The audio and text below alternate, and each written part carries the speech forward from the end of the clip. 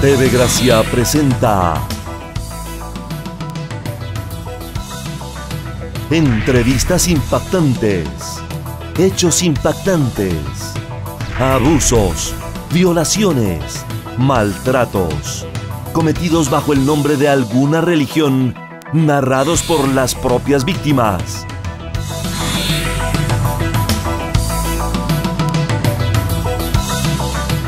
Sea usted testigo aquí en Entrevistas Impactantes.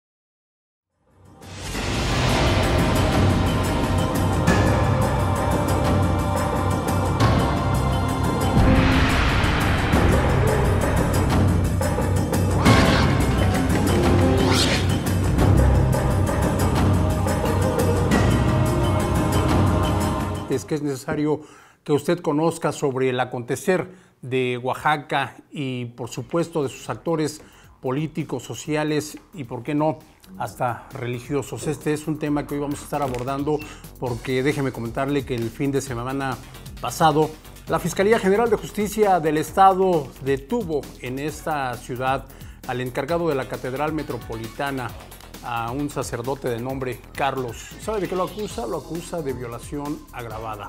Este hombre, déjeme contextualizarle, ya está internado en prisión, fue trasladado a Miahuatlán, pero el domingo pasado se le canalizó al reclusorio de Santa María Ixcotel. Ahí permanece en espera de que se resuelva su situación legal. Él solicitó la ampliación del término constitucional para que su defensa pueda aportar algunas pruebas a su favor y, bueno, demostrar en este caso que no es responsable de los hechos que se le imputan. El caso es por demás delicado.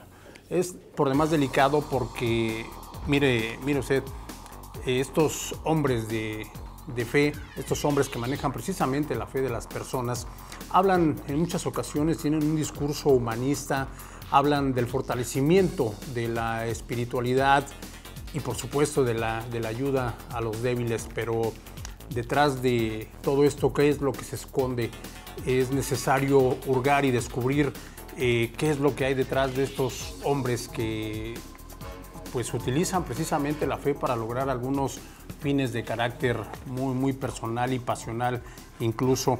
Hoy vamos a estar hablando de la pederastía clerical, qué tan grave es en México, hacia dónde nos conduce, por qué las autoridades no actúan en muchos casos y por qué las víctimas no se atreven a denunciar, cómo impacta este fenómeno delictivo a las víctimas sobre todo y a sus familiares.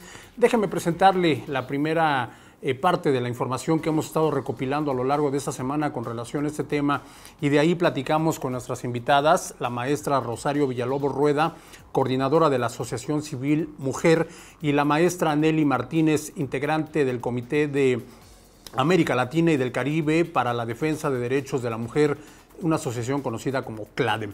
Le presento esta nota y de ahí vamos con nuestras invitadas a desglosar este tema. Vamos a ver. Desde la rejilla de prácticas del Juzgado Cuarto Penal, el presbítero encargado de la Catedral Metropolitana y vicario general de la Pastoral Oaxaca rindió su declaración preparatoria en torno a la acusación por violación agravada a un trabajador de esa iglesia y, después de deslindarse de los hechos, le dio vuelta a los señalamientos en su contra. El religioso dio una versión distinta a los acontecimientos que se le imputan y dijo que por medio de su defensa solicitará la ampliación del término constitucional para que el juez defina su situación legal, además de que en este espacio plantea un interrogatorio al joven ofendido y presentará una testimonial de descargo. El encargado de la Catedral Metropolitana permanece recluido en la prisión de Santa María Ixcotel luego de su captura realizada el pasado fin de semana con base a una orden de aprehensión. Durante el Jueves Santo del 2016, habría cometido el ataque sexual contra un joven trabajador de la Iglesia Católica, a quien previamente emborrachó con mezcal. Ahora, el sacerdote insiste en que un testigo de cargo habría sido la persona con la que el joven que lo acusa sostuvo relaciones íntimas. Con información de MBM Televisión.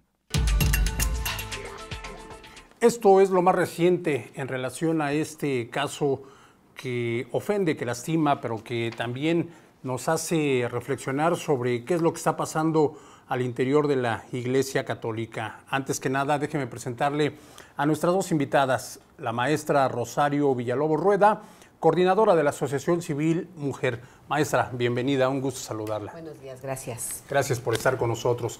Está con nosotros también la maestra Nelly Martínez. Ella es integrante del Comité de América Latina y del Caribe para la Defensa de la Mujer, de los Derechos de la Mujer, la asociación conocida como CLADEN. Maestra, un gusto volver a saludarla. Gracias, igualmente. Gracias por acompañarnos en este programa.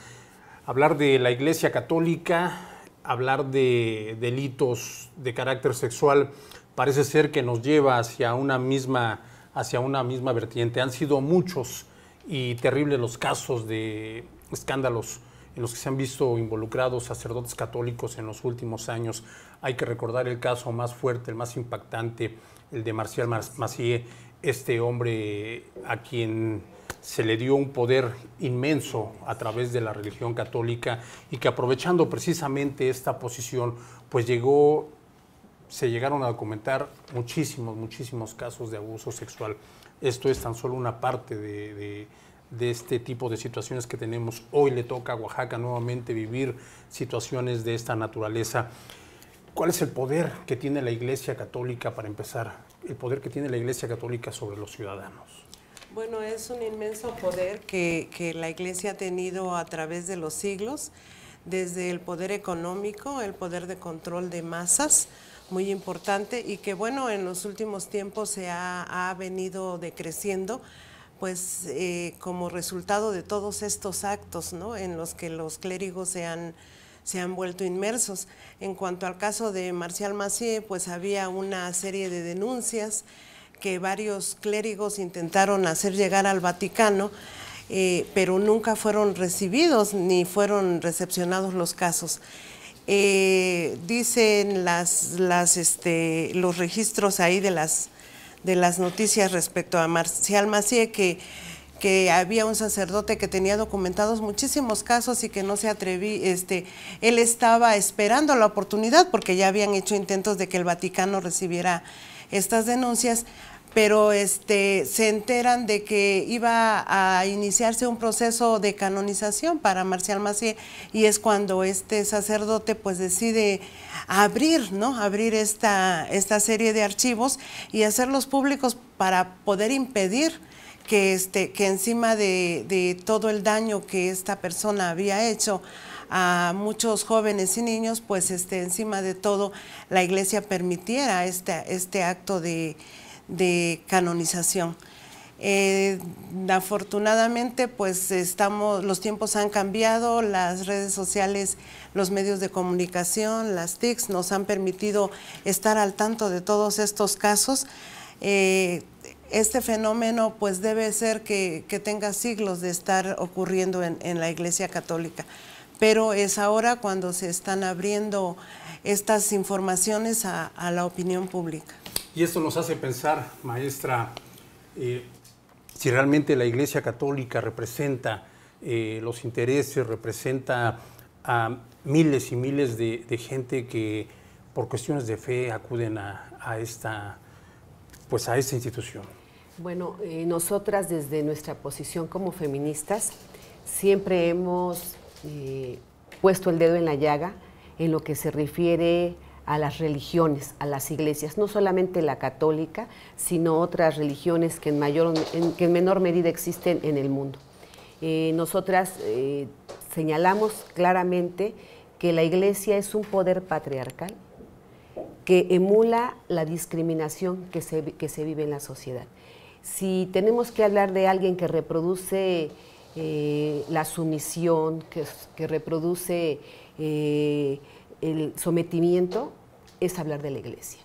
Y bueno, si nosotros revisamos su ley, su normativa, su código, vemos que las penas para aquellas personas que cometen delitos dentro de las iglesias son muy tenues, que ahora empiezan a cambiar por la situación misma de los movimientos sociales, es una cosa, pero refiriéndonos estrictamente al tema del abuso sexual, si revisamos vemos que en su normativa ellos lo que se refieren para sancionar ese pecado, ese delito para nosotros, era como lo hacen algunas secciones, como por ejemplo el magisterio, es mover a el violador o al violentador a otra área, sacarlo de esa iglesia en donde fue señalado y lo envían a hacer penitencia. Digo, eso no es un castigo desde el punto de vista de la ley civil. Afortunadamente ya están tanto los sacerdotes como los militares, ya no se juzgan en cuanto a los delitos de acuerdo a sus leyes, sino tienen que dar cuenta al daño que le hacen a la sociedad. Me parece muy grave lo que está sucediendo.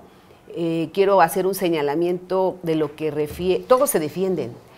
El argumento es que tienen algo en contra de la iglesia. Entonces, tendríamos que pensar que las mujeres que denuncian a sus maridos que violan o violentan a sus menores, también tienen algo en contra de su papá o del violentador. No, o sea, no hay nada en contra de la iglesia en sí.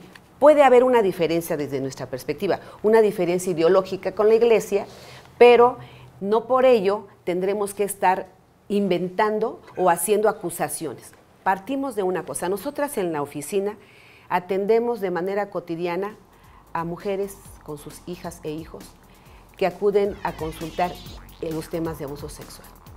Eso pasa de manera cotidiana. Un niño no miente, un niño no inventa, una mujer no puede sacar a la luz su vida íntima, privada, algo tan suyo, e inventar. Pueden darse los casos que son mínimos bajo otras circunstancias, pero un menor de edad ni siquiera conoce un pene más allá de su propio cuerpo, que a lo mejor no le llama pene, o la niña, no, tal vez su curiosidad la lleva a conocer su cuerpo, pero cuestiones explícitas, como cuando un niño habla de un abuso, no lo puede conocer a menos de que haya sido corrompido a través de una película, claro, a menos de que haya sido sometida a tocamientos o a violación, abuso extremo.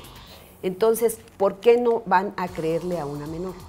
¿Y qué pasa con estos señores? Efectivamente, que las personas estamos involucradas en esta idea todavía de aquellos que cuidan nuestra alma, que nos libran de los pecados y les damos la confianza de lo más sagrado que son nuestras hijas y nuestros hijos bajo su cuidado.